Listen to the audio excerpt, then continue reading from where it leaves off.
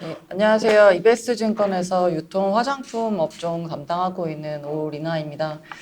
네, 저도 서브웨이 되게 좋아하는데 지금 먹고 싶은 마음이 굴뚝 같아요. 그래서 오늘 1시간 반 정도 이제 강의하고 일단 1시간 20분 정도 하는 걸로 생각하고 있고요. 나머지 10분은 이제 시간이 되면은 Q&A 받는 걸로 하겠습니다.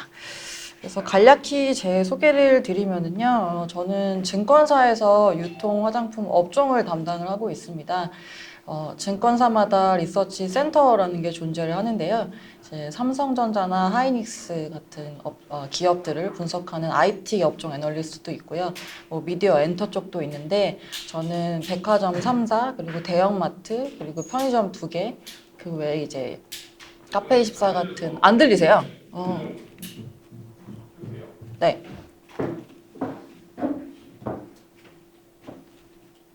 아, 아, 아.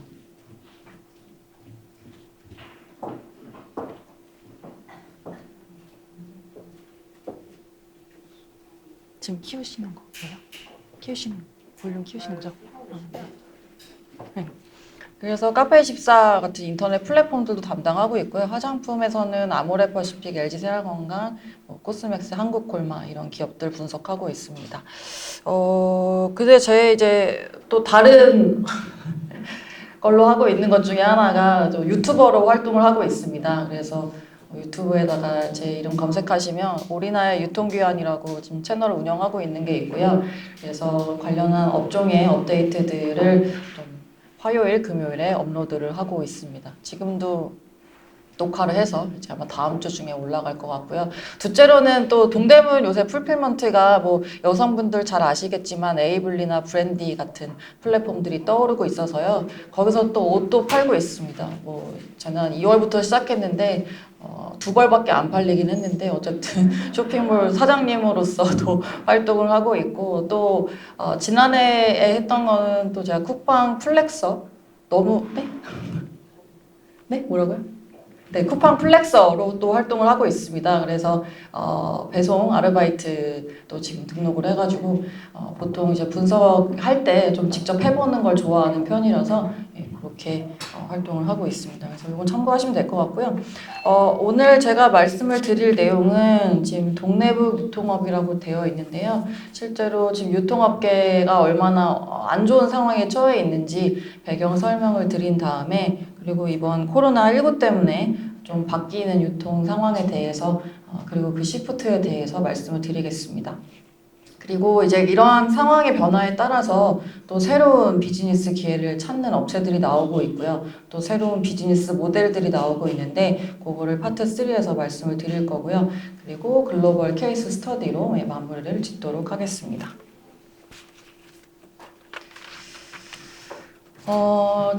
제가 이제 유통 업종을 맡게 된 게 제가 딱히 유통을 좋아해서는 아니고, 원래 제가 2011년도에 이제 두 번째 직장으로 이직을 하면서 증권사 애널리스트를 하게 됐어요. 근데 원래는 자동차 업종을 맡기로 약속을 하고 이직을 했었습니다.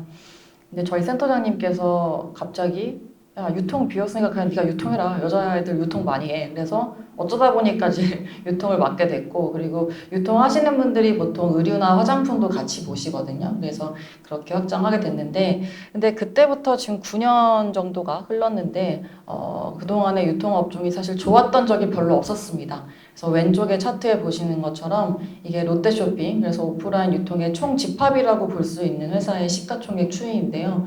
제가 처음에 롯데쇼핑 목표 주가를 45만 원으로 잡고 시작했는데 뭐 아시겠지만 지금은 주가가 10만 원 밑으로 떨어져 있습니다. 그래서 이게 왜 그런 거 보니까 사실 옛날에는 물건을 팔 때 땅 위에서 팔았잖아요. 그렇다 보니까 항상 부동산을 많이 갖고 있는 업체라든지 아니면 부동산을 잘하는 업체들이 갑에 위치해 있었습니다. 그래서 내가 판 깔아줄 테니까 너네는 들어와가지고 물건 팔고 수수료 내! 라고 했던 어떻게 보면은 뽀찌 떼먹었던 비즈니스가 이제 유통업이었다. 이렇게 보시면 될 것 같은데요. 근데 온라인이 이제 확산되다 보니까 이제는 굳이 땅 위가 아니라도 물건을 팔 수 있는 판로가 생겼습니다. 근데 이제 오프라인이 항상 불리하게 작용을 하는 부분은 이 물건을 파는 데 있어서 비용이 많이 든다는 점이죠. 그냥 월세도 들어가고요. 그리고 사람도 뽑아야 되고 전기세, 물세 다 들어가다 보니까 온라인 대비 항상 가격이 비쌀 수밖에 없었던 상황이었고 그래서 마켓쉐어를 뺏겨온 것이 이제 오프라인들의 모습이었다 이렇게 이해하시면 되겠습니다. 그래서 오른쪽에 보시는 것처럼 지금 마트 같은 경우도 뭐 소비 패턴이 변화하는 것도 있지만 지속적으로 기존 점포 신장률은 마이너스를 기록하고 있는 상황이다 이렇게 보시면 되고요. 근데 이게 시기적으로도 뭐 자연스러울 수밖에 없는 게, 일본이 사실 국민소득 3만 불을 이제 찍으면서 1999년도에 백화점 점포 수가 정점을 찍고 그때부터 매장이 감소하기 시작을 하거든요. 근데 오른쪽에 보시는 것처럼 그때 일본과 그리고 지금의 우리나라를 비교를 해보면 거의 비슷한 상황에 와 있습니다. 왜냐하면 우리가 이제 인구도 일본보다 조금 적고요. 그리고 국토 면적도 조금 작기 때문에 애플 투 애플로 비교하시면은 이제 문을 닫아야 되는 시기에 코앞에 왔다고 보시면 될 것 같고요. 그래서 일본 같은 경우는 이때 이후에 약간 복합 쇼핑몰 형태가 좀 확산되는 모습들이 나타났고 그리고 부동산 디벨로퍼들이 새로이 나타나는 그런 환경을 조성을 했습니다. 그래서 아시는 대로 롯데쇼핑도 뭐 향후에 계획이 200여 개 점포를 닫는 게 지금 목표라서 오프라인 점포들이 지금 계속 어려움을 겪고 있다. 이렇게 보시면 될 것 같고요. 그럼 온라인은 계속 좋은 것인가? 온라인도 계속 좋지만은 않습니다. 다음 페이지에 나와 있는 대로 그동안에는 가격이 싸니까 이제 오프라인 쉐어를 많이 뺏어왔는데 근데 이제는 그마저도 누가 싼가 경쟁을 하고 있습니다. 그래서 뭐 여러분들 이 마우스 하나 인터넷 검색하시면 똑같은 상품들 수십 개씩 나오고 제가 바보가 아닌 이상 제일 싼 거를 고르다 보니까 이거는 가격이 빵원이 되지 않는 한 아무도 이길 수가 없는 시장입니다. 그래서 왼쪽 차트에 나와 있는 것처럼 이제 최근에 소셜 커머스로 시작을 해서 약간 이커머스를 주도하고 있는 업체들의 적자도 다 합치면은 지난해 연간으로 거의 8천억 가까이 됐고요. 아시는 대로 쿠팡도 지금 누적 적자가 3조 원에 달하고 있습니다. 그래서 오죽하면 손정희 회장이 계속적으로 펀딩을 해주는 걸 갖다가 손정희가 한국에 추경해줬다. 1조짜리. 그래서 소비자들은 해피하고 쿠팡은 적자 내고 약간 이런 우스갯소리도 있을 정도로 지금 지속적으로 경쟁이 심화가 되고 있는 상황이고요. 그럼 앞으로는 좀 어떨 것 같냐라고 보시면 앞으로도 마찬가지로 어렵습니다. 왜냐하면 왼쪽에 보시는 것처럼 지금 인터넷 기반으로 하고 있는 여러 플랫폼들이 지속적으로 커머스 쪽에 들어오고 있습니다. 그래서 아시겠지만 한 3주 전일 거예요. 한 달 전 좀 안 됐는데 페이스북도 샵 기능을 런칭을 하겠다고 발표를 한 상황이고요. 그리고 마찬가지로 네이버도 2018년도에 커머스 쪽을 강화를 하겠다고 했는데 올해 들어서 저희가 가장 체감을 많이 하고 있는 모습인 것 같아요. 뭐 아시는 대로 라이브 커머스라든지 또 특가 창고라든지 이런 그 서비스들을 내면서 올해 네이버 페이랑 같이 굉장히 공격이 세게 들어오고 있는 상황이고요. 그리고 그 외에 뭐 인스타그램도 아시겠지만은 뭐 쇼핑 태그 기능 런칭을 했고 미국에서는 인앱 결제도 가능하게 지금 구현을 해놓은 상황입니다. 그래서 지속적으로 이런 간접적이나 직접적이나 이커머스 쪽으로 들어오는 업체들은 늘어난다고 판단을 하고 있고요. 이게 가능한 게 이제 오른쪽에 보시는 것처럼 이런 네트워크 효과를 낼 수 있는 게 플랫폼이기 때문입니다. 이게 이제 어떤 거냐면은 쉽게 말해 선순환 이제 구조를 탈 수 있다라는 내용인데요. 만약에 이 세상에 전화기가 딱 한 대만 있으면은 과연 그 전화기의 가치는 얼마일까요? 라는 질문을 제가 책에서 본 적이 있었어요. 그 정답은 전화기 가치는 제로다 였습니다. 왜냐하면 전화기의 주 기능은 연결을 만들어내는 건데 한 대 가지고서는 아무것도 할 수가 없기 때문이고요. 근데 만약에 두 대가 있게 되면은 한 개의 연결을 만들어내죠.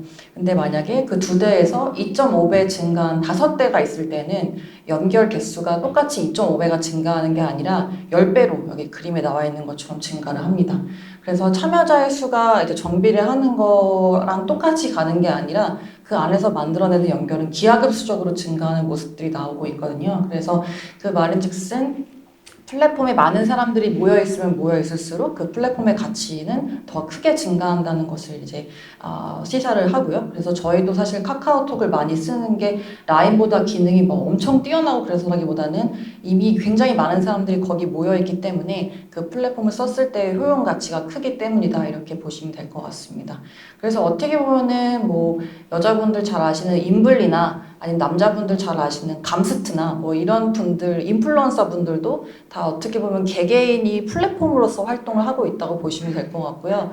왜냐면 인블리 처음에 옷으로 시작했지만 화장품도 갖다 팔고 애기용품도 갖다 팔고 사람들이 이미 거기 모여있기 때문에 뭘 갖다 붙이든 간에 가능한 그런 비즈니스 모델이 됐거든요. 그래서 앞서 말씀드린 그런 인터넷 플랫폼들도 지금 뭐 시작은 SNS, 검색 포탈 뭐 다양하게 시작했지만 사실 커머스를 갖다 붙여도 이제는 비즈니스가 워킹할 수 있는 그런 구조로 접어들었다 이렇게 이해하시면 될 것 같습니다. 그래서 경쟁도 지속적으로 심화가 될 수밖에 없다라고 보고 있고요. 그래서 결국에 그러면은 이 유통업체들이 어떤 방향으로 전략을 좀 잡아가고 있는지 이제 주식시장에 있는 상장사들 그리고 또 상장이 안 되어 있는 온라인 업체들 위주로 말씀을 드리면은 저희는 두 가지라고 보고 있습니다. 첫째는 남들보다 싸거나 아예 싸버리거나 두 번째는 남들이 안 하는 거 내지는 못하는 거를 해주거나로 차별화 이렇게 두 가지라고 보고 있고요. 근데 사실 오프라인 같은 경우는 이 가격을 낮추기 굉장히 어렵습니다. 아까 말씀드린 것처럼 기본적으로 비용이 많이 들어가다 보니까 온라인 대비해서 항상 밀릴 수밖에 없는 상황이고요. 그렇다 보니 최근에 이 오프라인들은 온라인이 못하는 걸로 대응을 하기 시작했습니다. 온라인이 못하는 게 어떤 게 있을까요? 뭐 예를 들어 명품 같은 것들도 있을 거고요. 뭐 물론 이제 요새 브랜드들이 닷컴 사이트를 조금 확장을 하고 있긴 하지만 아무래도 제가 1,000만 원짜리 에르메스 가방 샀는데 그래서 가서 막 음료수 대접받고 또 가방에 흠집도 있는지 확인도 하고 이렇게 사고 싶잖아요. 그렇다 보니까 이쪽 강화를 또 하고 있고 또 마찬가지로 먹는 거 그래서 저희가 사이버상으로 먹을 수는 없잖아요. 그렇다 보니까 요새 백화점 가시면 막 지하 1층에 닭강정 맛집 뭐 온갖 맛집들 다 모아가지고 지금 지하 1층에 갖다 놓은 게 이제 온라인이 못하는 이제 방향으로 대응을 하기 위해서라 보시면 되고 또 마찬가지로 현대백화점 판교점 가보시면 아시겠지만은 교보문고 같은 거 갖다 놓고 막 애기들 탈 수 있는 회전목마 같은 거 갖다 놓고 이렇게 체험 쪽, 경험 쪽을 이제 강조를 하는 모델로 가다 보니까 자연스럽게 백화점도 이런 엔터테인먼트 M들을 강화하면서 복합 쇼핑몰 형태로 변모를 하고 있습니다. 그러면은 온라인은 가격을 계속 낮출 것인가? 이것도 저희는 어렵다고 보고 있고, 앞서 말씀드린 것처럼 가격이 빵원이 되지 않는 이상 뭐 절대로 이거는 누구도 이길 수가 없는 시장이다 보니까요. 그래서 지금 배송하고 결제로 차별화를 두고 있습니다.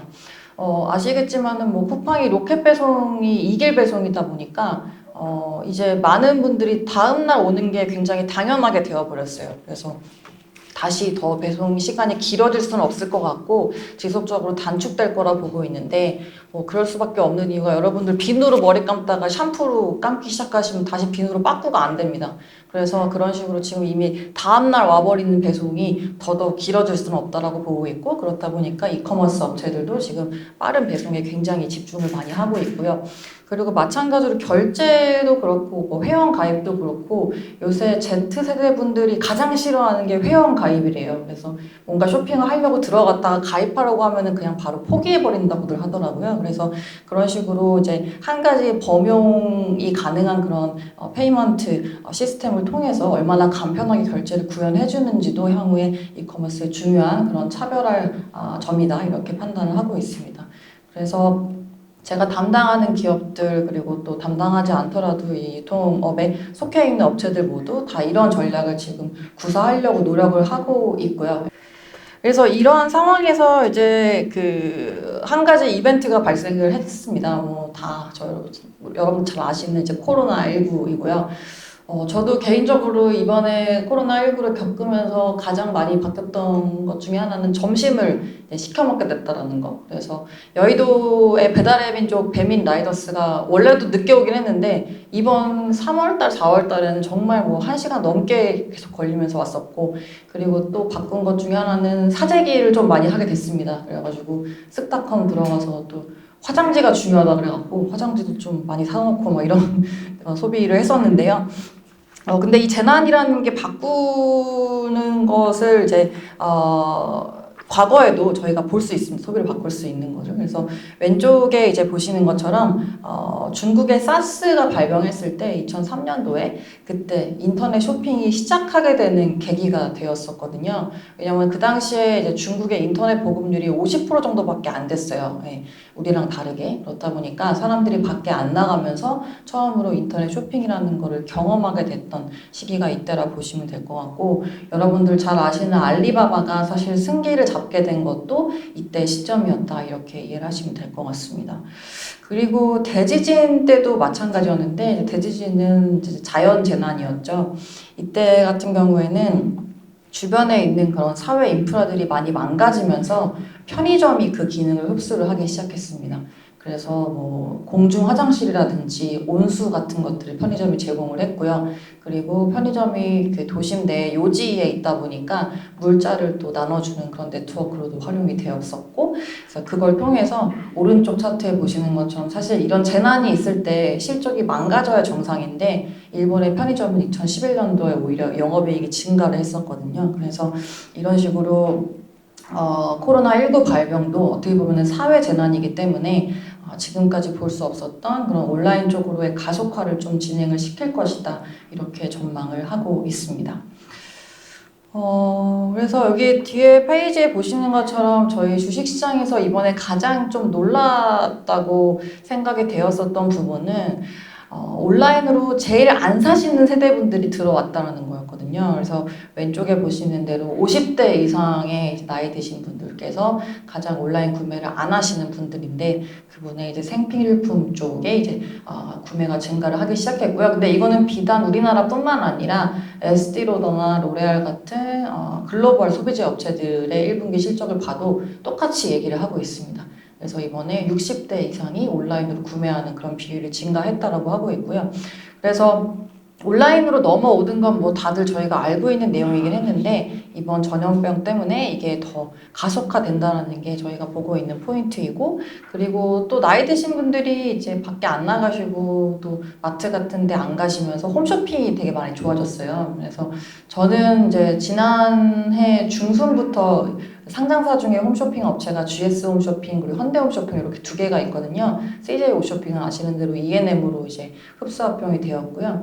두 개를 원래는 유통 애널리스트들이 커버를 하는데, 저는 커버 안 하기로 이제 지난해 중순부터 결정을 했습니다. 왜냐면 더 이상 사람들이 TV를 잘 안 보다 보니까 이제 SEO 수수료를 많이 내도 효율이 날 수 없는 채널이라고 생각했기 때문에 이제 더 이상 커버를 안 하는데요. 근데 이번 1분기 때 좀 홈쇼핑들이 수혜를 좀 봤던 것 같아요. 근데 이 틈을 타서 또 네이버가 아시는 대로 셀렉티브에서 라이브 커머스를 런칭을 해가지고 최근에 매장 같은 데 방문해가지고 물건도 팔고 있고, 또 그 외에도 인플루언서분들 섭외를 해서 그런 식으로 라이브 커머스로 대체가 되고 있는 모습입니다. 그래서 비대면으로 넘어가는 거는 뭐 자연스러운 일이었는데, 이번에 그거를 반강제적으로 체험을 시키면서 가속화 될 것이다, 이렇게 판단을 하고 있고요.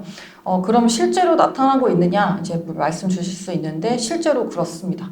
그래서 다음 페이지에 보시는 것처럼 오프라인 온라인 지금 성장률 비교를 해보시면은 뭐 약간 뭐 당연히 온라인이 플러스고 오프라인 마이너스였는데, 폭이 이 정도로 벌어진 거는 처음이었고요. 그 외에도 지금 전체 한국 소매 유통 중에서 한 30%까지 지금 온라인 비중이 올라왔다, 이렇게 이해를 하시면 될 것 같습니다. 그래서 뭐 온라인 좋은 건 알겠는데 그러면 다 좋냐? 뭐 모든 품목이 다 좋은 것이냐? 이렇게 질문하실 수 있을 것 같아요. 근데 저희는 온라인 쇼핑에서 지금 남은 블루오션은 크게 두 가지라고 보고 있습니다. 한 개는 식품이고요. 그다음에 나머지 한 개는 의약품이다, 이렇게 보고 있는데요. 일단은 식품을 가장 지금 블루오션으로 보고 있는 이유 중에 하나가, 저희가 보통 소매 판매액을 얘기할 때 한 473조 정도를 얘기를 합니다. 저희가 먹고 쓰고 여러분들 모든 소비하시는 금액을 5천만 국민 걸 다 합치면은 그 정도 금액인데요. 근데 왼쪽에 파이 차트에 보시는 것처럼 이 중에 제일 많이 쓰는 게 이제 먹는 겁니다. 음식료품. 예, 우리나라 사람들이 많이 먹어서는 아니고요. 뭐 글로벌리 다 똑같습니다. 그래서 가장 많은 비중이 30% 정도인데요. 근데 재밌는 거는 이 30%의 금액 이제 곱하시면은 뭐 한 130조 좀 넘을 텐데, 이 금액의 온라인 비중이 10%가 이제 막 됐습니다. 그래서 오른쪽 차트에 보시는 게 제가 굉장히 좋아하는 차트인데 보시면 빨주노초 파남보 되어 있거든요. 제일 밑에 있는 게 빨간색이 이제 식품이고요. 가장 많이 이제 온라인 침투로 넘어간 게 맨 위에 있는 보라색 서적이랑 문구입니다. 이게 그럴 수밖에 없는 게 아마존이 사업을 시작을 해온 과정들을 생각을 해보시면은 제일 처음에 책을 팔았잖아요. 근데 책을 파는 이유는 사실 파는 사람 입장에서는 책은 썩지도 않고 그리고 ISBN으로 정형화되어 있기 때문에 팔기에 굉장히 용이하고요. 또 사는 사람 입장에서는 책은 내용이 다 똑같으니까 온라인으로 이상한 게 올 리스크가 가장 적은 그리고 퀄리티의 문제가 가장 없는 품목이 이제 책이었고 그리고 책과 음반 뭐 이런 것들이었고 그리고 그 다음에 저희 쪽 생각해 보시면은 그 90년대 뭐 초중반 이럴 때 온라인 쇼핑 처음 생기면서 많이 힘드셨던 분들이 용산의 용팔이 아저씨들이 많이 힘들었습니다.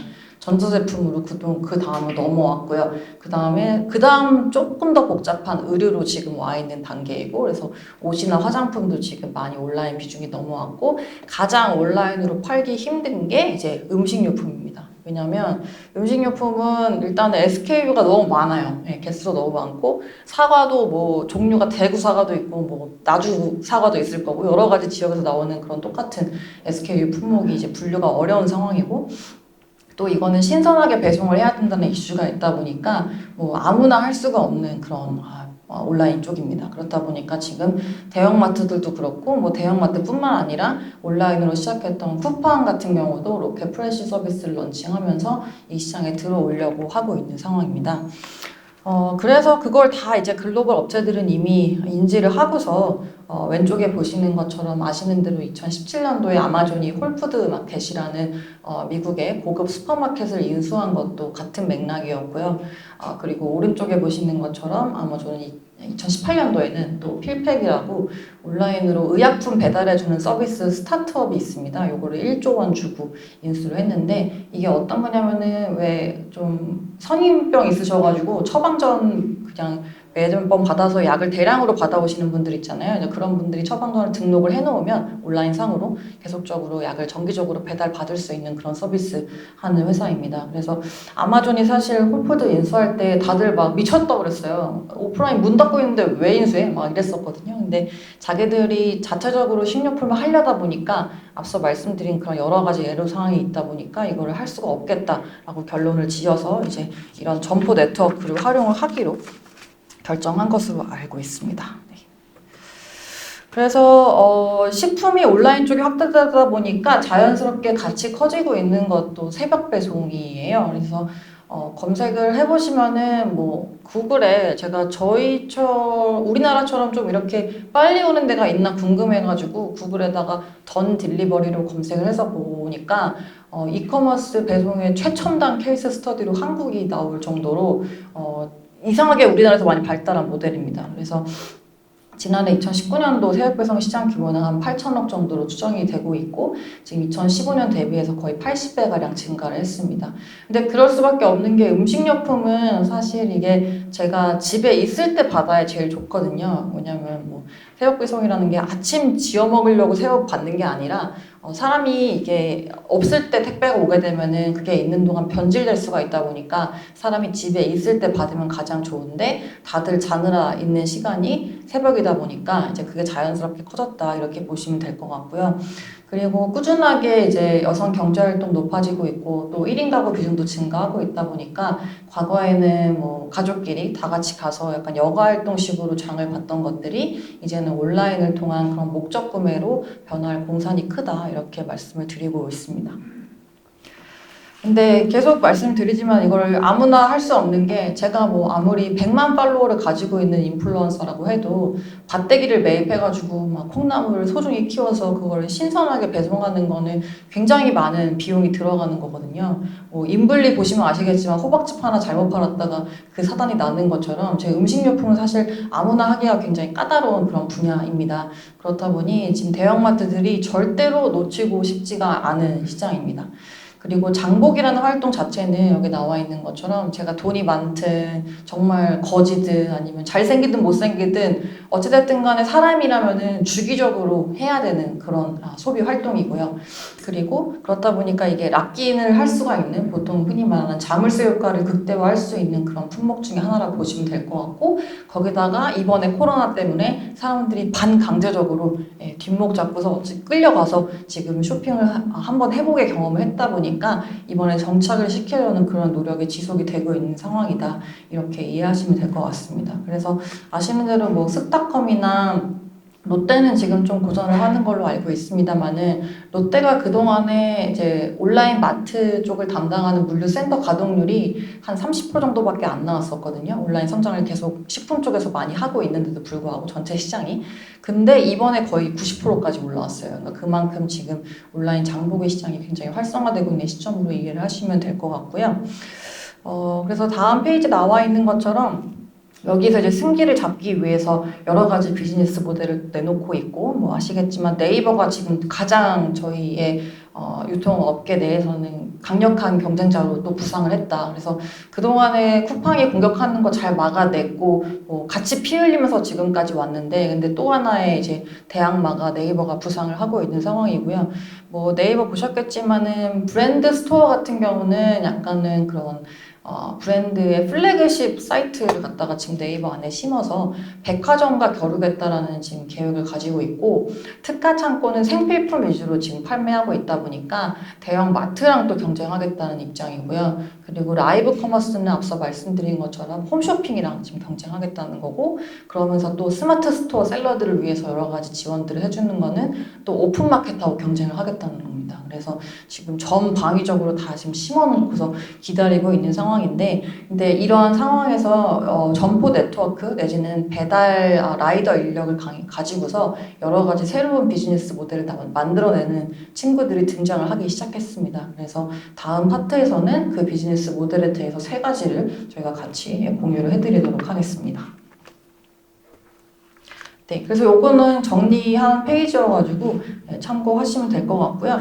온라인 쇼핑 증가하고 근데 그 안에서 온라인 장보기가 가장 올라오는 부분이고 또 재밌는 게 이 온라인 쇼핑이 늘어나면서 같이 증가하는 게 또 골판지 수입니다. 왜냐면 아시겠지만 택배 상자의 원재료가 이제 골판지인데 그 골판지 가격이 지금 골판지의 원재료의 그 폐지 가격이 떨어지고 있거든요. 왜냐면은 중국이 폐지를 가장 많이 수입하는 국가인데 환경 보전 정책 때문에 얼마 전부터 폐지 수입을 금지를 했습니다. 그래서 우리나라가 폐지 수출 못하면서 지금 한국에 남아 돌아가지고 폐지 가격이 떨어지고 있었어요. 근데 마침 또 골판지 수요가 같이 증가하니까 지금 이쪽을 다루고 있는 이런 업체들도 뭐 저희도 관심을 많이 가지고 있고요. 그리고 이게 비단 우리나라뿐만 아니라 글로벌에 다 똑같이 일어나고 있는 상황이다. 이렇게 이해를 하시면 될 것 같습니다. 네, 그래서 파트 3인데 에서는 풀필먼트를 통한 새로운 비즈니스 모델들을 보여드릴 건데요. 저희가 비마트, 배달의 민족 요새 핫한 비마트라는 모델 그리고 올리브영 이 점포 네트워크를 가지고서 어떻게 고민을 하고 있는지 그리고 이마트가 지금 거인인데 어떻게 몸부림치고 있는지에 대해서 말씀을 드릴 거고요.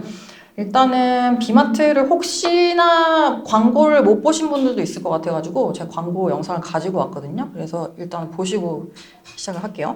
왜 그런 거 있잖아. 필요한데 꼭 찾으려고 하는 경우가 있어. 예를 들면 나는 국물이 남았는데 만원 역시 중요한 건 타이밍. 초속 공정 배달의 시대. 이마트가 왔다. 네, 저는 이 광고를 보고 진짜 너무 충격받았어요. 너무 잘 만들어가지고 이제 큰일 났다. 마트 다 망했고 왜냐면은 그동안에 1인 가구가 늘어나기 때문에 사실 대량으로 장 보는 거에 대해서 굉장히 계속적으로 의구심이 있었거든요. 과연 사람들이 장을 볼까? 네, 라는 의구심이 있었는데 거기에 딱 들어맞는 그런 지금 비즈니스 모델을 만들어낸 서비스여가지고 진짜 큰일 났다 이제 라고 말씀을 드렸었는데 오히려 이제 편의점 업체들이 많이 긴장을 하시는 것 같고요. 이 모델에 대해서. 그리고 아직까지는 시작 초기다 보니까 뭐 성과는 좀 지켜봐야 될 것 같습니다만은 어찌됐든 간에 위협적인 모델인 건 확실하다고 보고 있습니다. 여기에 이 그림을 제가 진짜 공들여서 그린 그림인데 저희가 장보기라는 활동을 놓고 봤을 때 기존의 전통 시장에서 판매했고 배달도 안 되고 카드 결제도 안 됐던 게 국민소득 한 2만 불 넘어가면서부터 대형마트라는 이제 채널이 생기고 주차를 해서 다 같이 주말에 장 보러 가는 여가 활동으로 작용을 했었고요. 근데 이게 온라인으로 넘어오면서 최근에 배송이 뭐 쓱닷컴 같은 경우는 빠르면 당일에 해주기도 하고 그리고 쿠팡이 로켓 배송으로 2길 배송을 굉장히 보편화 시켜버렸다 보니까 지속적으로 장바구니 사이즈는 작아지고 있고요. 그리고 배송 시간도 계속적으로 짧아지고 있습니다. 그래서 지금 편의점 업체들도 이런 배달 서비스를 시작을 했고요. 그래서 비마트의 꿈이 뭐냐면 냉장고 안에 식재료를 3일치까지 줄이겠다. 그래서 우리가 그때그때 온데맨드로 쇼핑을 하게 하지 굳이 냉장고에 쌓아두지 않게 만들어주겠다라는 게 목표입니다. 알리바바의 허마시엔성이라는 모델을 뒤에서 말씀을 드릴 건데요. 근데 그 허마시엔성은 아예 집 안에 냉장고를 없애겠다라는 게 목표예요. 근데 비마트는 거기까지는 좀 자신이 없었던 것 같아요. 그래서 약간 한 발 양보해서 3일치까지 좀 줄이겠다라고 얘기를 하고 있는 상황입니다. 그래서 강조를 하는 게 이제 초소량이고 번쩍 배달이라는 건데요. 초소량은 앞서 이제 보셨겠지만은 뭐 곰탕을 엄청 좋아하는데 막 벌크로 사갖고 다 버린다. 뭐 이런 얘기가 있는 것처럼 저희가 마트 가시면은 햇반을 박스 단위로 파는데 낱개로 살 수 있다라는 거고요. 그다음에 번쩍 배달이라는 거는 1시간 안에 받을 수 있는 그런 배송이다. 이렇게 보시면 될 것 같아요. 네. 근데 뭐야? 그래서 앞서 말씀드린 것처럼 이제 온라인으로 식료품 배송해 주는 거는 똑같지만은 이 장바구니 사이즈가 점점 더 1인 가구에 맞춰서 작아지고 있고 그리고 배송 시간도 더 단축이 되고 있다라는 거에 주목할 필요가 있다고 보고 있고요. 그러면은 이들이 이걸 처음 하는 것이냐? 처음 하는 건 아닙니다. 배달의 민족도 앞서 말씀드린 것처럼 온라인 식료품 시장의 성장성에 대해서 인지를 하고 있었던 걸로 파악이 되고 있어요. 왜냐하면 이제 2013년도에 반찬 배달 서비스인 배민찬을 런칭을 했었거든요. 그래서 공장도 운영을 했고 또 PB 상품들 제조도 직접 했었는데 근데 이거가 여기 오른쪽에 보시는 것처럼 우아한 신선들이라는 자회사 통해서 했었는데 적자가 그렇게 적지가 않았습니다. 그래서 이 사업을 접고서 바꿔가지고 지난해 11월 달에 정식 런칭한 게 이제 배민마켓이라는 서비스를 하다가 정식 런칭을 한 게 비마트 모델이라고 보시면 될 것 같고요. 그래서 이들이 여기 보시는 것처럼 어떤 거에 강점을 가지고 어떤 거에 방점을 두고 좀 시작을 했는지를 보시면 아무래도 배달 인력인 라이더들을 활용을 하는 그런 풀필먼트 비즈니스 모델을 만들어냈다고 보시면 됩니다. 왜냐면은 이 1륜차 배달이라는 거는 3km 반경 안에서는 4륜차보다 빠를 수밖에 없고요. 그리고 도심 구석구석을 다니면서 주차도 아무데나 하고 그런 식으로 이제 배송이 가능하다 보니까 지금 배민 커넥터 그리고 배민 라이더를 가지고 있는 인력들을 활용해서 이제 온라인 식료품 배달하는 데에 활용을 한다 이렇게 보시면 되고요. 재밌는 거는 이커머스로 시작한 업체들이 배달 쪽으로 지금 들어오고 있는데 마찬가지로 쿠팡도 쿠팡 이츠를 런칭을 했으니까 근데 배달을 하시는 업체분들은 또 오히려 이쪽 이커머스 쪽으로 들어오고 있습니다. 그래서 요기요 아시는 대로 이제 딜리버리 히어로 코리아 배달의 민족을 인수를 했는데 근데 여기도 올해 하반기에 요기요 스토어라는 똑같은 비즈니스를 런칭을 할 것으로 지금 전망이 되고 있고요. 실제로 보도가 됐으니까. 그래서 일단은 비마트랑 요기요 스토어랑 뭐 합치고 이런 건 아닐 것 같고 투트랙으로 가는 계획으로 저희는 추정하고 있습니다. 그래서 이거는 그러면은 뭐 입점해갖고 수수료 떼는 걸까? 아니면은 어떻게 하는 걸까? 이렇게 보시면 될 것 같은데 다 직매입해가지고 지금 하고 있고요. 그래서 SKU는 한 3,000개 정도로 운영이 되고 있습니다. 아무래도 고객 타겟은 1인 가구가 많다 보니까 이제 전체 상품 구색의 한 50% 정도는 HMR이나 간편식으로 구성이 되어 있고요. 그래서 왼쪽에 보시는 것처럼 비마트에서는 지금 깐마늘을 70g부터 살 수 있어요. 물론 한국 사람들 마늘 먹는 양에 비하면 굉장히 턱없이 부족한 양입니다만은 오른쪽에 보시는 것처럼 쓱닷컴은 지금 기본으로 살 수 있는 단위가 200g부터거든요. 대신 싸고. 그래서 근데 사실 1인 가구들이 뭐 이렇게 사봤자 꼭 남기고 버리다 보니까 그런 식으로 소포장에 맞게 지금 판매를 하고 있고요. 아직까지 뭐 정육이나 수산 같은 경우는 이제 확장을 한다고 계획은 하고 있는데 간편식이나 과자 같은 공산품이 지금은 주력 품목인 것으로 판단을 하고 있습니다.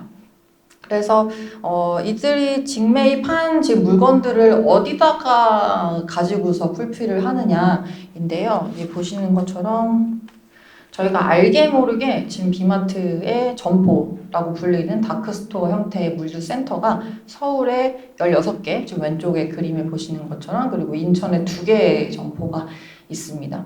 이 그림은 제가 어디서 따온 게 아니라 제가 직접 서울시 지도를 다운받아서 다 찍은 건데요. 어떻게 찍었냐면은 그 알바 천국 들어가시면 비마트에서 포장 알바하는 걸 구하는 글들이 종종 올라오거든요. 알바를 하려면 거기 가야 될 거 아니에요. 그래서 주소가 나와 있습니다. 그래서 그걸 다 하나씩 취합을 해가지고 해보니까 서울에 16개 정도 있었고, 지금 마포 티타워에서 제일 가까운 데는 마포점이고요. 저희 회사에서 제일 가까운 데는 영등포점이 제일 가깝습니다. 그래서 제가 한번 갔다 온 거가 이제 다음 페이지에 나와 있는데요. 그래서 여기 왼쪽에 보시는 이 건물에 3층에 위치해 있습니다. 이 건물 전체가 이제 비마트인 건 아니고 3층만 임대해서 쓰고 있는 걸로 판단이 되고 있고요. 1층은 마트였고 망한 커피숍이 하나 있었고요. 그리고 2층에는 PC방이 있었고 3층에 자리해 있었는데, 여기 오른쪽에 보시는 것처럼 제가 올라가다가 자세히 보시면 CCTV 있어가지고 혹시나 누가 쫓아올까봐 여기 살짝 찍고 바로 내려왔어요. 그래서 여기는 한 80평에서 100평 정도 되는 규모이고 손님은 받지 않고 재고만 지금 보관하는 형태로 다크스토어 형태로 운영이 되고 있습니다. 그래서 여러분들 알게 모르게 지금 저희 주변에 비마트가 이런 물류센터를 심어놨다고 보시면 될 것 같고요. 그래서 이런 아르바이트생들이 직접 여기에 상주하다가 주문이 들어오면은 그때 그 주문에 맞춰서 이 피킹을 직접 하고요. 그다음에 포장까지 해가지고 라이더분을 전달하면은 그 라이더분들이 배달을 해주시는 거라고 보시면 되겠습니다. 그래서 아르바이트를 한번 해볼까 하고 후기를 좀 찾아봤는데 의외로 제일 많이 후기가 올라와 있는 사이트가 DC인사이드 알바 갤러리 가시면 제일 많이 있습니다. 혹시나 고생하실까봐 미리 알려드립니다. 왜냐면 네이버 블로그에 잘 없고 DC인사이드 알바 갤러리 가시면은 비마트 후기가 굉장히 많은데, 어떤 점포는 엄청 바쁘다고 해요. 강남에 있는 점포들은 뭐 부대 껴가지고 피킹하기도 힘들다고 하는데, 또 널널한 점포들은 내가 이 돈을 받고 일을 해도 되는 것일까라고 할 정도로 많이 놀기도 한다, 이렇게 지금 아직까지 편차는 좀 있는 것으로 파악을 하고 있습니다. 그래서 이렇게 포장을 다 마치고서 전달을 해주는 라이더분들이 한 17,000명 정도 되고요, 기본적으로. 배민에 이제 라이더라고 등록을 해주시고 전속으로 활동하시는 분이 한 2,300명 가량 되고요. 그리고 쿠팡 플렉스처럼 일일 아르바이트로 하시는 분들이 배민 커넥터라고 불리는 분들인데, 이분들이 한 14,700명 정도 됩니다. 그래서 합치면 한 17,000명 정도인데, 이게 어느 정도 규모냐면은 CJ 대한통운이 이제 우리나라 택배 점유율 1등인데 거기 기사님이 총 18,000명이거든요. 그렇다 보니까 굉장히 많은 인력을 활용을 하고 있다고 보시면 되겠고요. 배민 라이더는 지금 이제 오토바이 가능한데, 배민 커넥터는 오토바이 외에도 도보로 하실 수도 있고요. 그 외에 자전거라든지 킥보드 이런 것들 타실 수가 있습니다. 그래서 제가 지난해 쿠팡 플렉스 아르바이트 한 다음에 올해 원래 하려고 했었던 유튜브 컨텐츠가 배민 커넥이었거든요. 왜냐면은 막 하이바도 주고요, 막 이런 배낭도 주고요, 막 되게 그런 템이 많아갖고 해야겠다 싶었는데 코로나 터지는 바람에 지금 못하고 동대문 쇼핑몰로 바꿨습니다. 그래서 어찌됐든 간에 이런 식으로 자기들 원래 가지고 있었던 배송 캐파 인력을 가지고서 지금 온라인 식료품 시장에 들어온 게 이제 비마트라고 보시면 되고요. 그래서 그럼 이게 지난해 11월 달 런칭했기 때문에 아직 성과를 좀 논하기 이릅니다만은, 저희가 보는 이제 과제라고 보는 게 3가지가 있습니다. 첫째는 물류 자동화이고요. 왜냐면은 뭐 지금 아르바이트 후기 보시면 다 매뉴얼리 하는 걸로 파악이 되고 있습니다. 그래서 물품 피킹하고 선반에 진열하고 또 입고가 됐을 때 그거 풀어가지고 적재해 놓는 것들 다 지금 손으로 수작업으로 하고 있는데요. 근데 비마트가 1시간 안에 배송하는 거라고 말씀을 드렸다 보니까 지금같이 초기라서 주문이 좀 적을 때는 괜찮은데, 주문이 폭증하면은 이제 이 80평이라는 한정된 공간 하에서 사람들이 많이 투입돼서 부대 끼면서 피킹을 해야 되는 그런 문제가 발생합니다. 그렇다 보니까 일정 수준의 자동화는 조금 향후에 필요할 것이다 이렇게 판단하고 있고요.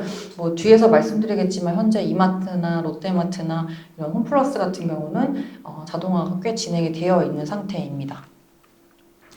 그 두 번째 이제 과제는 라이더 분들 확보하는 거라고 보고 있는데요. 왜냐하면 보통 이제 그 배민 라이더 분들께서 비마트 주문을 좀 더 선호하시는 것 같아요. 왜냐하면 음식 배달은 국물 흐르고 막 식고 면이 불고 막 이런 이슈가 있고 또 갖고 가면 손님이 또 막 컴플레인 걸고 막 이러니까 짜증난다. 그냥 비마트는 공산품이니까 이거 깔끔하게 배달하면 끝난다라고 하다 보니 그쪽으로 좀 쏠리는 경향이 있는 것 같아요. 그래서 이런 인력의 배분을 향후에 좀 어떻게 할 수 있을지에 대한 부분도 비마트가 향후에 해결해야 될 과제라고 판단하고 있고요. 그리고 이번 코로나19 때문에 굉장히 배달 주문들이 폭증하면서 라이더 인력이 많이 부족해지는 걸로 알고 있거든요. 그래서 요것도 이제 향후에 어떻게 안정적으로 확보해 갈지 과제로 저희가 판단하고 있습니다.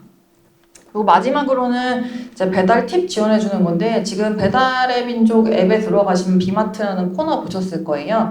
처음 쓰시는 분들은 배달 팁이 공짜거든요. 그래서 저도 한번 노로바이러스에 최근에 걸렸었는데 그때 거의 죽어가던 시기에 포카리 스웨트 시키면서 한번 써봤었습니다. 근데 잘 오더라고요. 1시간 안에 진짜 왔었고. 그래서 지금은 공짜인데 결국에는 이제 2만 원 이상이어야지 무료 배송인 서비스가 이 비마트 서비스입니다. 그렇다 보니까 사람들이 결국에는 본점 뽑으려고 많이 시킬 거란 말이죠. 네. 근데 왼쪽에 보시는 것처럼 그러니까 이륜차 오토바이 탑박스에 실을 수 있는 무게가 한정이 되어 있고 보통 10kg가 넘어가는 걸 실으면 오토바이가 중심 잡기가 힘들어가지고 사고가 많이 난다 그러거든요. 그렇다 보니까 비마트가 지금 가장 특장점을 가지고 있는 게 이륜차라는 배송 캐파인데 향후에 소비 패턴을 놓고 봤을 때는 다들 많이 시킬 거니까 조금 지금보다는 장바구니 사이즈가 좀 커질 거라고 보고 있습니다. 그래서 요거와 서로 좀 배치되는 부분이 있고 또 이들이 가지고 있는 가장 큰 장점을 좀 무색하게 만드는 게 향후의 전망되다 보니까 이걸 어떤 식으로 해결해 나갈 건지도 향후의 과제로 저희가 판단하고 있습니다. 그래서 여기까지가 이제 비마트 배송 캐파를 가지고서 활용하는 비즈니스 모델을 설명을 드렸고요. 그 다음에 이제 올리브영이 어떤 식으로 지금 하고 있는지에 대해서 말씀드리겠습니다. 2008년 이후에 저희도 주가가 되게 좋았던 업체들 중에 하나가 ODM, OEM 회사들, 한국콜마, 코스맥스처럼 굉장히 많은 브랜드들의 제조를 담당해주는 업체들이 좋았었습니다. 왜냐하면 그때 이제 경기가 부진해지면서 소비자들이 트레이딩 다운을 하기 시작했고요. 그래서 합리적 소비가 굉장히 많이 바이럴되고 또 나타났던 게 이때 시기였습니다. 그래서 그때 중저가 위주의 좀 빠른 트렌드 그리고 빠른 제품 순환 주기를 가진 그런 브랜드들이 등장을 했는데 뭐 당연히 의류에선 대표적으로 유니클로, 자라, 뭐 망고, H&M 있을 거고요. 생활용품에서는 뭐 저기 무인양품이라든지 뭐 자주나 뭐 이런 친구들이 등장을 했었고 화장품의 SPA 버전은 저희가 통상 아는 뭐 이니스프리나 에뛰드나 내지는 페이스샵처럼 원브랜드 샵이 약간은 화장품 SPA 버전의 1세대였다고 보시면 될 것 같습니다. 근데 요 2세대로 지금 최근에 부상하고 있는 게 H&B 스토어고요. 아시는 대로 뭐 일본에서는 드럭스토어 형태로 불리기도 하고 또 우리나라에서는 이제 H&B 보통 헬스 앤 뷰티 스토어로 불리고 있는데 이 시장도 지금 성장성이 좋습니다. 그래서 멀티 브랜드 샵으로 보통 얘기가 되는 올리브영이나 랄라블라 이제 과거 왓슨스 아시겠지만 이름 왜 바꿨는지 진짜 모르겠어요. 랄라블라 그리고 부츠 그다음에 롭스 같은 이제 브랜드들 이제 멀티 브랜드 샵들을 가리켜서 이렇게 부르고 있는데 이번 2020년도에는 이제 H&B 스토어 시장 규모가 한 3조 원 정도 될 것으로 추정이 되고 있고 실제로 아모레퍼시픽도 지금 사실 아리따움이 그동안에 아모레퍼시픽 브랜드 위주로 팔았거든요. 그렇다 보니까 기존 점포 신장률이 계속 마이너스를 찍고 있어서 지금은 조금 멀티 브랜드샵 형태로 많이 바꾸고 있는 추세다 이렇게 보시면 될 것 같습니다. 그래서 이게 편의점하고 비교해봐도 출점 여력이 좀 많이 남아있는 편이에요. 그래서 오른쪽에 보시면 아시겠지만은 일본이 이제 편의점이 많이 포화가 된 시장이고요. 근데 여기가 한 점포가 커버하는 인구 수가 한 2,300명 정도입니다. 그래서 근데 저희가 한 1,300명 정도거든요. 그만큼 저희가 출점이 많이 됐다 보니까 한 점포가 담당하는 인원이 좀 작은 편이라고 보시면 되는데요. 그래서 지금 업계에서도 편의점을 더 내기는 좀 어렵다고 보시는 게 타당하고, 대신 편의점이 가장 좋았던 시기가 2014년도, 15년도 막 이럴 때 김혜자 도시락 나오고 백종원 도시락 나오고 이럴 때였었거든요. 근데 그때의 프랜차이즈 계약이 이제 끝나는 5년이 보통 있다 보니까 다시 재계약 시즌이 돌아오는 게 올해부터예요. 그래서 올해부터 그런 재계약 점포들이 늘어나면서 서로 땅 따먹기 하는 그런 현상이 나타날 것 같은데, 근데 왼쪽에 보시는 것처럼 이 드럭스토어 같은 경우, H&B 스토어 같은 경우 출점 여력이 많이 남아 있습니다. 그래서 지금 일본은 드럭스토어 한 개가 커버하는 인구가 거의 6천 명 가까이 되는데요. 근데 우리나라 같은 경우는 이제 아직도 3만 명 정도입니다. 그래서 일본의 2000년대 수준보다도 지금 3배가 더 크거든요. 그러니까 인구를 커버하는 게. 그렇다 보니 향후에 그만큼 출점할 수 있는 여력이 많이 남아있다, 이렇게 보시면 될 것 같아요. 근데 여기도 똑같이 온라인 공격을 받고 있습니다. 왜냐면 일본은 사실은 이게 한창 출점하던 시기에 온라인이 그렇게 활성화되지 않았었다 보니까 저희랑은 조금 다른 환경에 처해 있었던 걸로 파악이 되고 있고요. 그래서 보시면은 멀티 브랜드 샵들도 지금 온라인 공격을 많이 받고 있다는 내용이고, 실제로 왼쪽 차트에 보시는 것처럼 우리나라 화장품 지금 이커머스 성장률 추이를 봤을 때 이번 코로나 때문에 오프라인은 감소했지만 온라인은 올라오고 있고요. 마찬가지로 로레알, 에스티로더, 시세이도 이번 1분기 실적 때 얘기 들어보면은 온라인 막 급증을 해가지고, 로레알 같은 경우는 중국에서 온라인 비중이 처음으로 50%를 넘었습니다. 오프라인보다 온라인이 훨씬 잘했고요. 그리고 6월 18일 내일이죠. 예, 징동이 이제 그 쇼핑 페스티벌을 하는데 그때도 다 전력적으로 지금 거기에 마케팅을 투입을 하고 있는 상황입니다. 그래서 올리브영이 요거에 대응을 하기 위해서 어떤 식으로 지금 하고 있냐면요. 그래서 2018년도 12월 달에 오늘 드림이라는 이 풀필 서비스를 런칭을 했습니다. 뭐 아시는 대로 이제 온라인이나 모바일 상에서 구매한 제품을 주문 후에 최대 3시간 안에 받아볼 수 있는 그런 서비스이고요. 지금 아모레퍼시픽, LG생건 이런 데서 아무데도 안 하고 있습니다. 이 서비스 처음으로 런칭을 한 거였고, 실제로 저랑 같이 일하는 제 밑에 있는 친구 같은 경우도 꽤 많이 시키더라고요. 그래서 이렇게 왼쪽에 그림에 보시는 것처럼 지금 올해 같은 경우에는 뭐 3포 배송 그리고 미드나잇 배송 같은 옵션도 추가를 해서 진행을 하고 있는 상황인데요. 근데 올리브영이 결국 이게 가능한 이유가 점포 때문입니다. 그래서 뒤에 페이지에 나와 있는 것처럼 지금 전체 2019년도 H&B 스토어 점포 중에 한 81% 점유율을 가지고 있는 게 올리브영이고, 랄라블라는 GS 리테일이 지금 실적이 안 좋은, 그러니까 적자 내는 사업 부문으로 작용하고 있다 보니까 오히려 폐점을 하고 있는 상황이거든요. 그래서 기존 점포 신장률은 부진점을 닫다 보니까 플러스로 전환을 했는데, 어찌됐든 간에 회사의 방향성은 출점보다는 약간은 정리를 해 나가는 쪽으로, 그러니까 나쁜 점포들은 정리를 해 나가는 쪽으로 지금 방향성을 잡고 있습니다. 그렇다 보니까 올리브영에 지금 거의 1200개 넘는 수준의 점포를 가지고서 거기서 배송의 그 배송 기지로 활용을 하고 있다, 이렇게 판단하시면 될 것 같고요.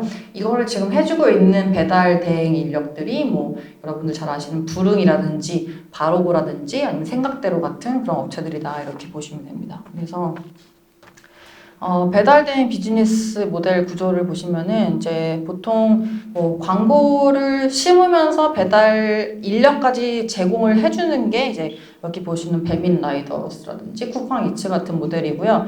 그리고 광고만 하고 우리가 라이더 인력은 제공 안 하는 친구들이 여기 가운데 있는 친구들이라고 보시면 될 것 같고, 그리고 광고 플랫폼은 없지만 배달 인력만 가지고 있는 친구들이 여기 맨 위에 있는 부릉, 뭐 바로고, 그리고 생각대로 같은 업체들이라고 보시면 됩니다. 그래서 올리브영도 뭐 자체 배송 인력을 고용을 해가지고 진행한다기보다 이런 배달 대행 업체들의 배송 인프라들을 활용을 하고 있고요. 그리고 최근에 편의점들도 앞서 말씀드렸던 것처럼 사람들이 점포에 안 오고, 그 점포 너무 많고 객단가를 좀 올리기 위해서 지금 배송 서비스를 런칭을 했습니다. 그래서 10,000원 이상이면 지금 해주고 있고, 거기에 활용이 되는 인력들도 다 여기 맨 위에 보시는 부릉이나 생각대로 같은 업체들이다, 이렇게 보시면 될 것 같습니다. 그래서 결국에 앞서 배민 같은 경우는 그 라이더 인력 가지고서 풀필을 했다면, 여기는 점포를 가지고서 지금 풀필을 할 수 있는 그런 위치에 나와 있고, 여기 똑같이 온라인 공격 받고 있지만 점포 네트워크 굉장히 중요하다, 이렇게 볼 수 있을 것 같아요. 그리고 이제 이마트인데요. 이마트 되게 힘듭니다. 뭐 아시겠지만은 그 강제 휴무 때문에 2013년부터 보전하고 있었던 게 좋아질라 하니까 갑자기 쿠팡 및 마켓컬리 같은 친구들이 공격을 하기를 시작을 했고요. 그래서 지금 이마트가 온라인을 담당하는 물류센터를 3개 운영하고 있습니다. 하나는 용인에 있고요. 그다음에 2개는 김포에 지금 운영을 하고 있는데요. 보시는 것처럼 지금 물류센터 면적이 사실 굉장히 많이 부족하긴 해요. 쿠팡 대비해서. 그래서 쿠팡은 아시는 대로 지금 다루고 있는 SKU가, 그러니까 로켓 배송만 다루고 있는 SKU가 500만 개에서 600만 개 되거든요. 아시는 대로 마트가 보통 5만 개, 8만 개 왔다 갔다 하니까 그거에 100배 넘는 수준을 지금 캐리하고 있다 보니까 물류센터 면적이 많이 필요합니다. 근데 여기 보시는 것처럼 이 네오 1, 2, 3이 온라인만 담당하는 다크스토어 형태의 물류센터고요. PP센터가 점포에서 지금 처리하는 센터들이거든요. 근데 어찌됐든 간에 지금 쿠팡 대비해서는 많이 부족한 상황이고 물류센터를 지어야 되는데 지으려고 하면 주민분들이 반발해가지고 물류센터는 무슨 물류센터야 점포나 지어. 왜냐면 사실 주민들 입장에서는 점포가 있어야 좋은 거니까 그런 거 되게 싫어하셔서 그동안에 지으려고 했던 많은 부지들이 좀 무산되고 점포로 바뀐 거나 아니면 아예 캔슬된 것들이 조금 있습니다. 그래서 요 안에 설비들을 보시면은 기본적으로 쓱닷컴 주문하시면 그 주문 내역에 들어가 있는 바코드가 나오고요. 그 바코드가 여기 토트라고 불리는 바구니에 붙어갖고 얘가 토트가 컨베이어 벨트를 타고 다니면서 제가 주문한 것들이 자동으로 채워지는 내용이라고 보시면 됩니다. 그래서 이마트 같은 경우는 일본의 다이후쿠 거의 설비를 쓰고 있는 걸로 알고 있고요. 그리고 뭐 그 외에도 SFA나 뭐 크랩이나 이런 여러 가지 업체들의 물류 자동화 쪽에서 지금 활용이 되고 있습니다. 이마트가 아니라 전체적으로 산업 전체적으로 봤을 때. 그래서 여기 보시는 것처럼 이 왼쪽의 사진에 맨 왼쪽에 이런 그 탑처럼 있는 것들이 적재구역이거든요. 그래서 신라면은 신라면끼리 백산수는 백산수끼리 같은 바구니 안에 들어가 있습니다. 그래서 같은 SKU끼리 들어가 있는 게 제가 주문한 그 주문 내역에 맞춰서 사람 앞으로 이동을 하고요. 그러면 사람은 여기 보시는 모니터에 나온 숫자를 보고서 한 개 써 있으면 한 개만 집어가지고 담고 다음 버튼 누르면 다음 게 오고 이런 식으로 지금 GTP 서비스, 그러니까 옛날에는 사람이 물류센터를 막 왔다 갔다 하면서 다 일일이 피킹을 지금 비마트처럼 하고 있다면 이제는 이제 사람은 그 자리에 서 있고 물건이 자기 앞으로 이동해가지고 그거만 숫자대로 피킹을 하면 되는 식으로 변해 있습니다. 그래서 이거를 지으려고 하는데 계속 반발을 하시니까 최근에 점포를 이런 식으로 많이 바꾸고 있어요. 그래서 왼쪽에 보시는 게 이마트 청계천점이고요. 원래 매장인데 이런 식으로 일부 공간을 물류 기지로 활용하기 위해서 변모를 시켰습니다. 그래서 이거를 무인 픽업 서비스 픽셀이라고 부르고 있는데 온라인으로 주문하신 다음에 매장 찾아가시면은 이제 바로 픽업을 할 수가 있고 이 설비들이 이제 이렇게 왔다 갔다 하면서 유튜브 보시면 동영상 나올 거고 저도 한 7월 초에 가서 찍어올 거거든요. 그래서 제 유튜브 채널 구독해주시면 보실 수 있습니다. 어찌됐든 간에 이제 그렇게 되어 있고 이게 단순히 매장으로 사람을 데리고 오는 것 뿐만 아니라 이제 오른쪽에 보시는 것처럼 뭐 로봇 카페 같은 것도 해서 로봇가 진짜 막 커피 부어주고 막 이래요. 그래갖고 그런 식으로 여러 가지 SNS 바이럴 될 수 있는 요소들을 많이 집어넣었다고 보시면 될 것 같습니다. 그래서 결국에 사실 이러한 조심에 있는 점포들을 이 물류센터로 활용하는 기지에서 저희가 좀 많이 벤치마크하면 좋을 거라고 생각하는 모델이 있어요. 그래서 오늘 보여드릴 건데요. 보는 물류센터의 모습이잖아요. 항상 복도가 있고 그다음 선반이 있고 선반에 이제 물품별로 그래서 선반에서 사람들이 왔다 갔다 하면서 피킹하는 건데요. Shouldn't have to. They shouldn't need rows of shelves or long walkways. So why waste time on shelf-based solutions when AutoStore is here? 그래서 이 회사는 지금 이 공간이 너무 아깝다. 이런 식으로 큐브 형태로 만든 물류센터입니다. Turn that wasteful air into storage and double, triple, or even quadruple the inventory capacity without moving to a new building. Bins are stacked right next to each other, on top of each other. Radio-controlled robots drive on tracks above the cube. Lifts down to grab bins and deliver them to workstations for order fulfillment or replenishment. 사람은 그 자리에 있고 그냥 계속 갖다 주는 대로 All 담기만 하면 되는 operations are 식이고요. done efficiently and accurately in high-speed workstations. 같은 SKU끼리 들어가 있는 토트가 켜켜이 쌓여 있는 큐브 형태의 물류센터라고 To 보시면 get to a 되고 lower bin in the 네, cube, 여기 the 위에서 robot 로봇가 takes out the 피킹하고 bin 있습니다. systematically. Every bin delivered to the workstations will be placed back on the top, making slow-running products to sink to the bottom. 잘 팔리는 것들은 위에다 배치해놓고요. 안 팔리는 것들은 밑에 깔아놔서 그걸 다 With this 꺼내는 거는 actual 미니멈하게. sliding, digging becomes a minimum, resulting in high-speed operations. Your building 네, can be 이렇게 an SKU별로 들어가 All 있습니다. you need is a flat floor. The cube can be constructed around columns, and oddly shaped rooms get properly utilized.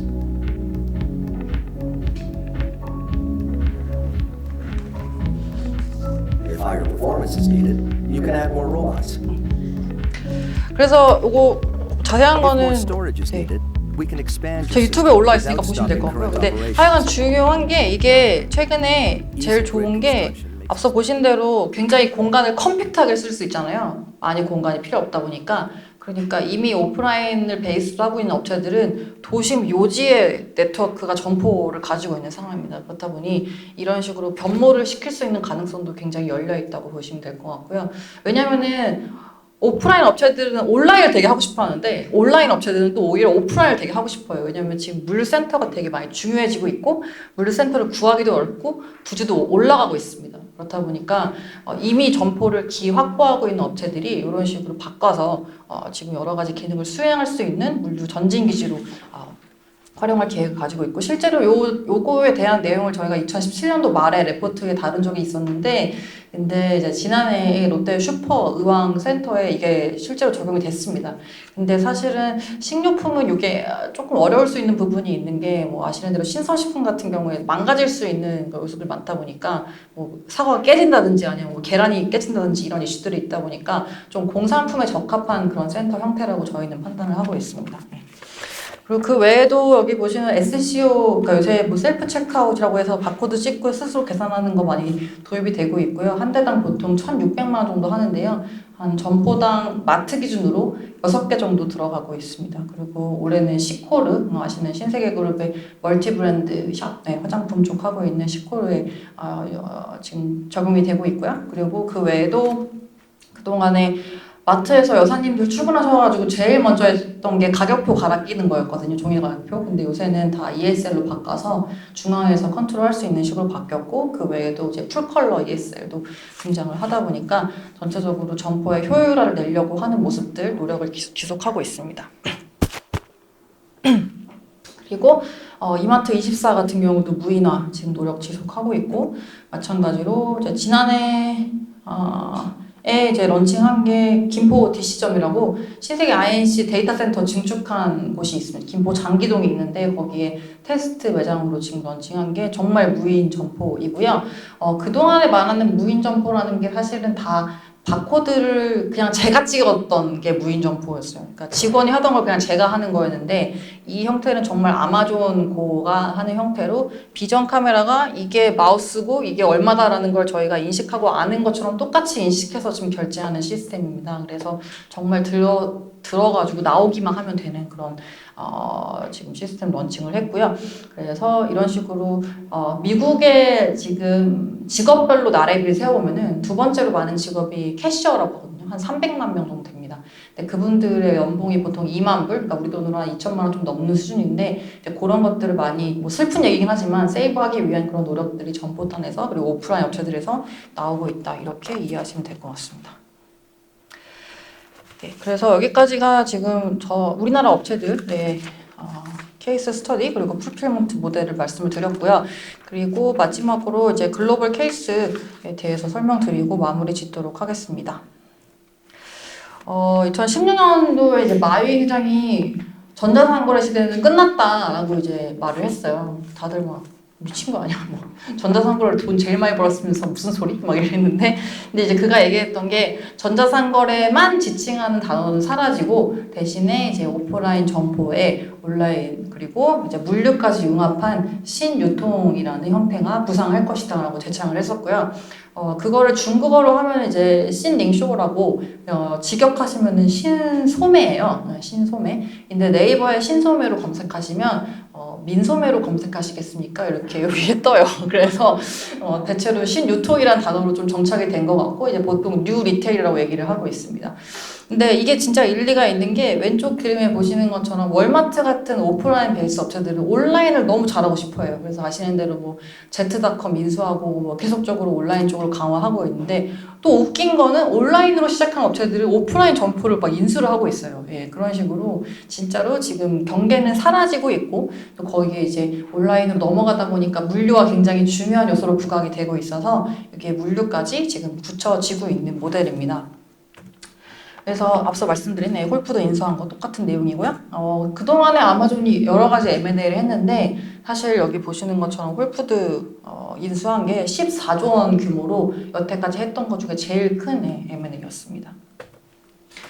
그래서 그걸 되창한 이후에 지금 알리바바의 마이회장이 이제 노력을 하고 있는 것 중 가장 큰 줄기가 두 가지인데요. 여기 그림의 12시 방향에 보시는 것처럼 써마트 리테일이라는 중국의 대형마트 업체를 인수한 거가 있습니다. 이거를 3조 원에 이제 지분 한 36%를 매입을 했고요. 이 회사는 중국 전역에 460개 정도의 대형마트 점포를 가지고 있는 회사고 기존 점포 신장률은 마이너스 7% 정도였습니다. 그러니까 중국은 대형마트 산업이 활성화되기 이전에 온라인이 먼저 침투를 해버린 시장이어서요. 대형마트 자체가 계속적으로 마이너스를 찍고 있었는데 근데도 점포를 가지고 있다는 이유만으로 이제 알리바바가 지분 투자를 한 회사이고요. 그리고 두 번째 큰 줄기는 3시 방향에 있는 것처럼 이 하마 그림 있을 건데 요 허마 신성이라는 슈퍼마켓을 자체적으로 런칭해서 지금 운영을 하고 있습니다. 그래서 요거를 꾸준하게 추점하는 게 목표이고요. 그래서 오늘은 요 허마 매장에 대해서 좀 말씀을 드릴 겁니다. 그래서 여기 보시는 것처럼 알리바바 내에 되게 많은 동물들이 있는데 티몰 아시죠? 티몰. 티몰, 티엠마오는 이제 고양이가 마스코트이고요. 그리고 여러분들 잘 아시는 알리페이의 이제 영문 이름이 엔트 파이낸셜입니다. 그래서 개미가 마스코트이고요.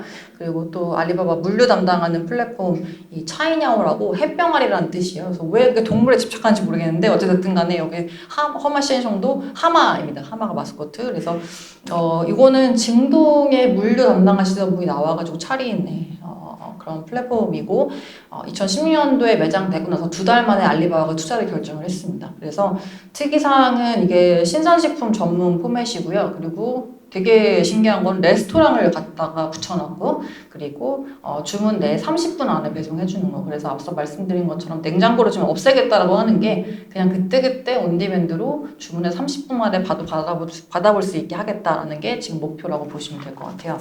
그래서 이게 얼마나 인기냐면은 중국에도 저희 강남 파라콘 같은 거를 지칭하는 단어가 있습니다. 그래서 별 확자를 써가지고 쉐를 써서 쉐치빵이라고 이제 그런 말이 있는데 근데 요거를 허마 시엔성의 허로 바꿔가지고 허치팡이라고 그 30분 안에 배송을 해주는 집들이 허마 시엔 점포 반경 3km 안에 있는 집들한테 배송을 해주고 있거든요.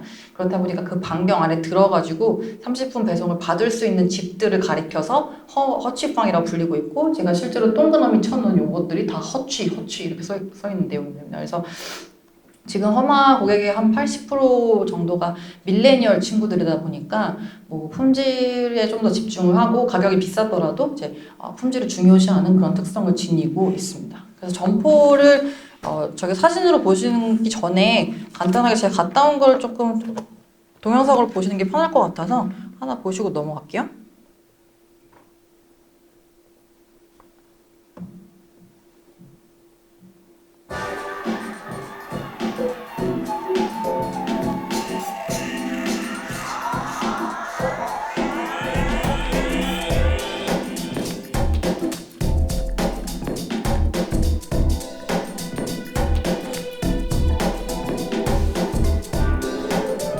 우리나라에서 볼 수 없는 그런 마트에 사람이 엄청 많은 모습들을 볼 수가 있고요.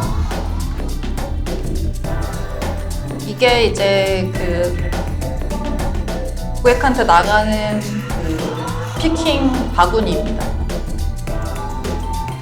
그래서 매장 천장에서 이렇게 다니고 있습니다.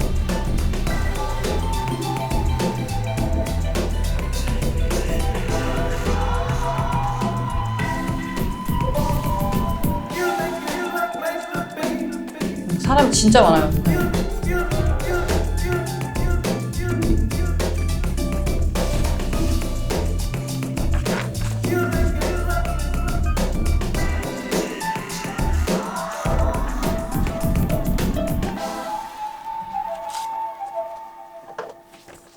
네, 그래서 뭐 사람이 별로 그러니까 마트 이럴 수 깨끗한 거 다 이 정도 깨끗한 거 아니야라고 하실 수 있는데 뒤에서 보시겠지만 중국 마트가 정말 더럽습니다. 그래서 이렇게 깔끔한 마트를 보는 거는 저도 중국 출장을 저희가 화장품 때문에 되게 자주 다니거든요. 근데 처음이었고 그래서 좀 설명을 드리면은 매장 한 1,400평 정도이고 3,000개 정도 달하는 SKU 취급을 하고 있습니다.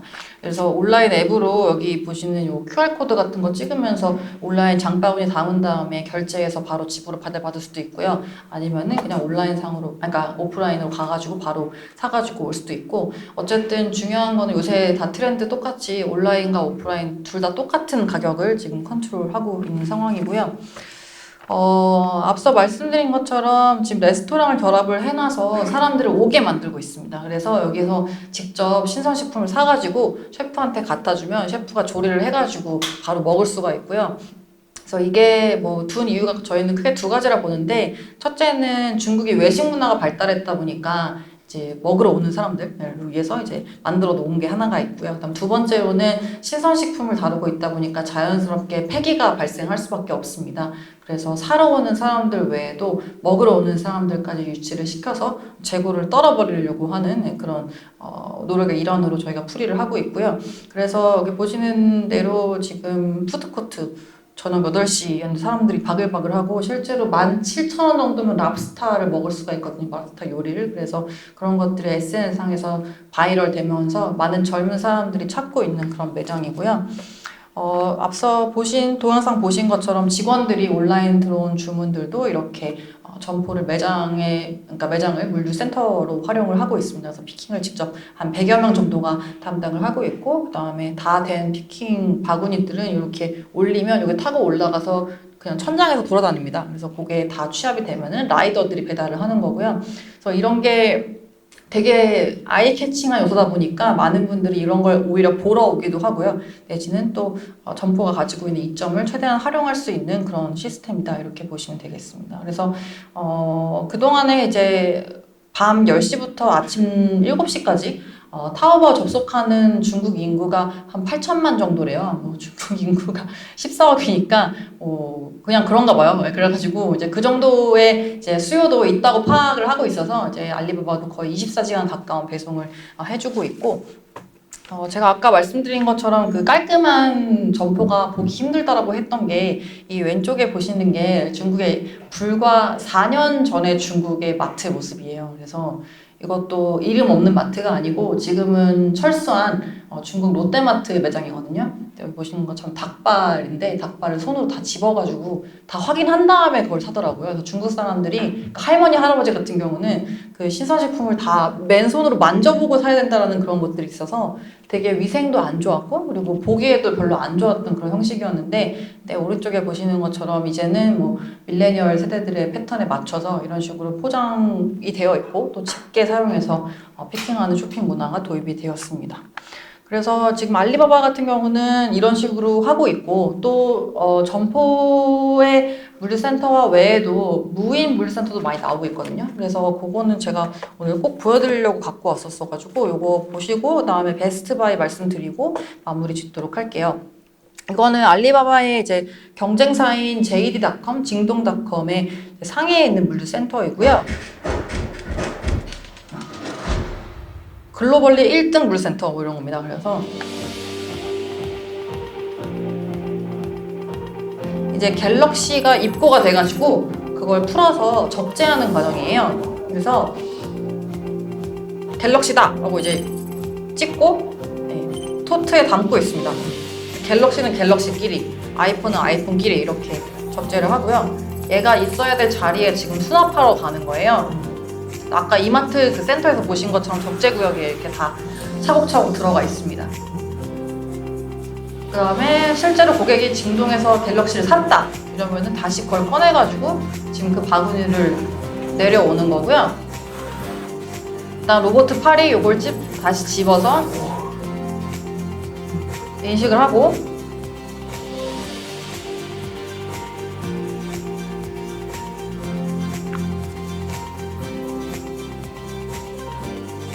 뽁뽁이 포장합니다.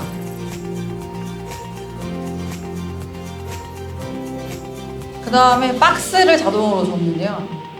지금 알리바바 같은 경우는 주문 딱 들어오면 3초 만에 박스 사이즈까지 나옵니다.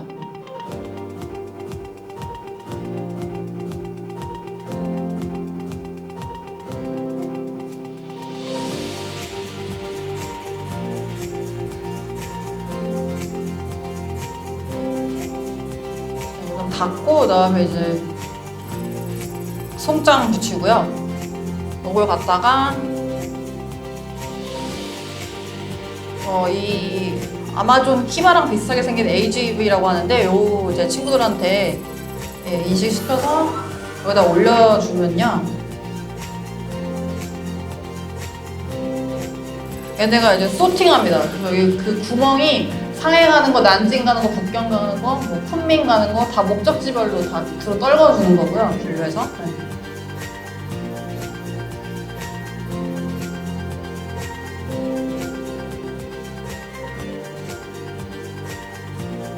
그래서 바닥에 있는 센서 통해서 지금 자동으로 움직이고 있습니다.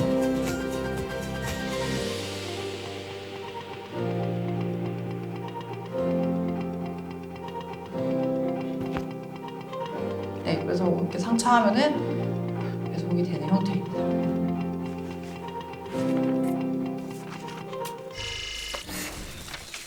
그래서 중국이 이제 모든 그런 소매 채널이 활성화되기 전에 앞서 사스라는 이슈 때문에 온라인이 먼저 다 침투를 해버린 시장이에요. 그래서 저희 대비해서 굉장히 물류 쪽에 많은 혁신들이 나타나고 있고 매장도 굉장히 많이 바뀌고 있고 생각보다 많은 것들이 좀 많이 앞서가고 있다고 보시면 되겠고요.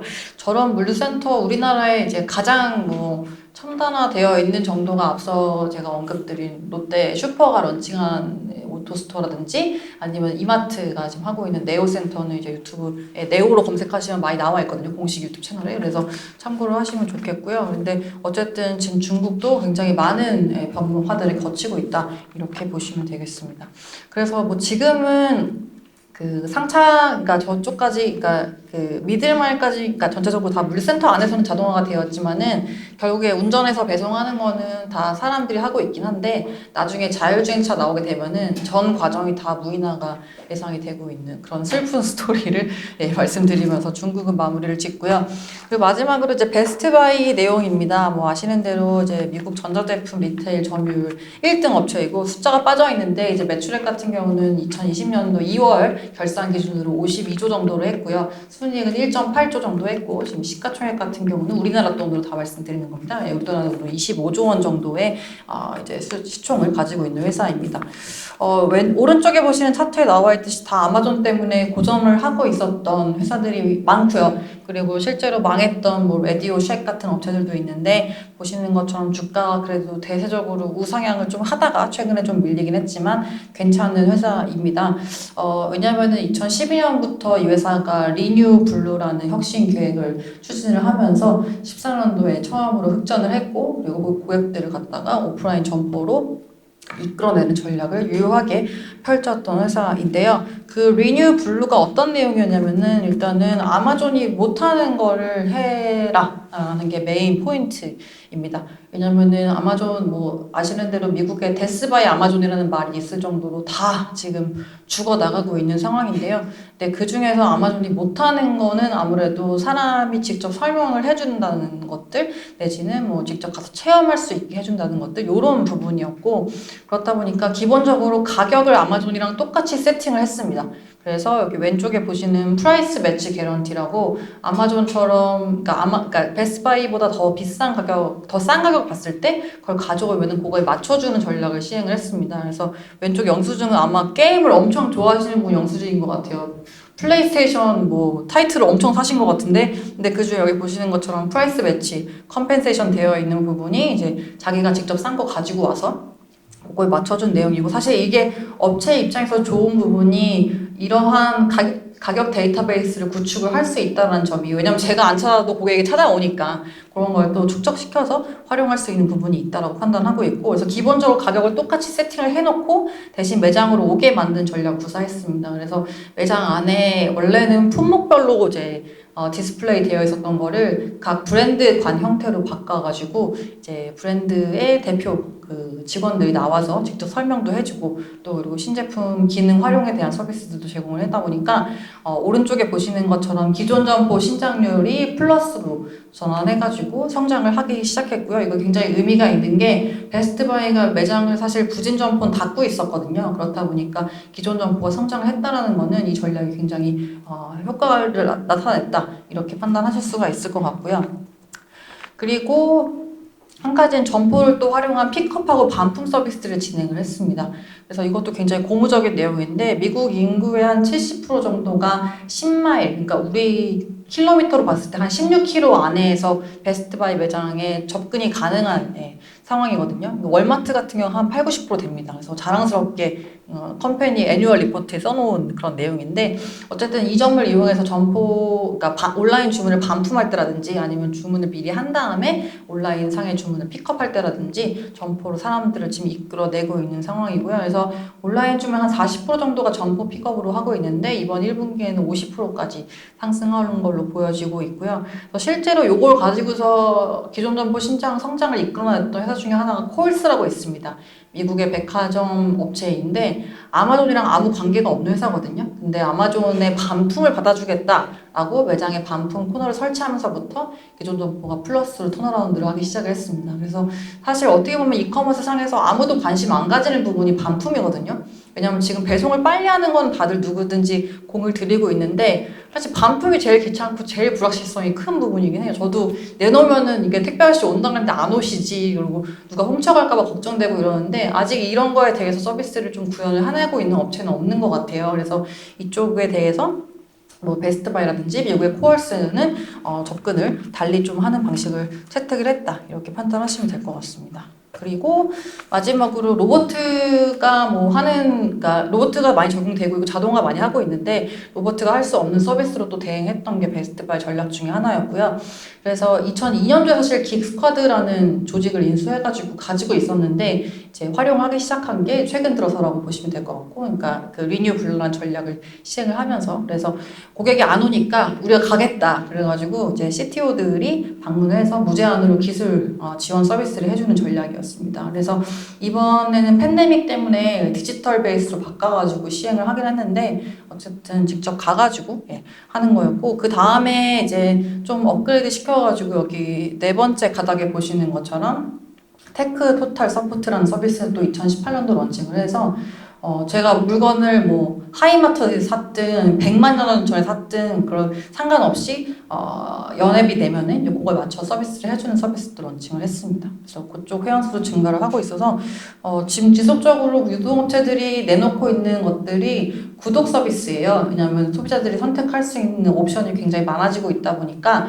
묶어두고 자물쇠 효과를 내기 위해서 최근에 마켓컬리 컬리패스라든지 뭐 이런 것들이 나오고 있는 상황입니다. 그렇다 보니까 그런 다양한 전략들 베스트바이도 비슷하게 구사했다고 보시면 될 것 같습니다. 네, 그래서 결론이고요. 그래서 지금 이번 코로나19 때문에 뭐 단기적으로 온라인이 반짝하고 올라오는 게 아니라 아예 전체적인 패턴을 시프트 시킬 거라는 건 다들 동의하는 내용이고요. 특히나 이제 그랬던 것 중에 하나는 이번 1분기 때 실적 발표를 저희가 글로벌 기업들도 다 듣거든요. 그래서 에스티로더, 로레알 다 들어보면은 월스트리트 애널리스트 들어와서 하는 질문이 이번 발병 때문에 굉장히 기폭제로 바뀔 것 같은데 당사는 그거에 대한 중장기적인 전략이 준비가 되었습니까? 라는 질문이 정말 빠지지 않고 나왔어요. 어떤 그 기업이든 간에. 그래서 이게 단기적으로 우리나라나 뭐 중국이나 좀 발병이 심했던 국가들만 나타나는 현상이 아니라 전체적인 지금 글로벌 메가 트렌드다 저희는 판단을 하고 있고요. 그리고 뭐 오른쪽에 보시는 것처럼 일본이 웃긴 게 지진 이후에 전력이 많이 부족해지면서 태양광 패널을 설치한 그런 집들이 늘어났거든요. 그리고 절전 상품도 인기를 끌었었고, 그래서 관련해서 이런 소비 패턴이라든지 주도 유통 채널을 바꿀 것이라는 거에 대해서는 저희가 이견이 없다 이렇게 판단하고 있습니다.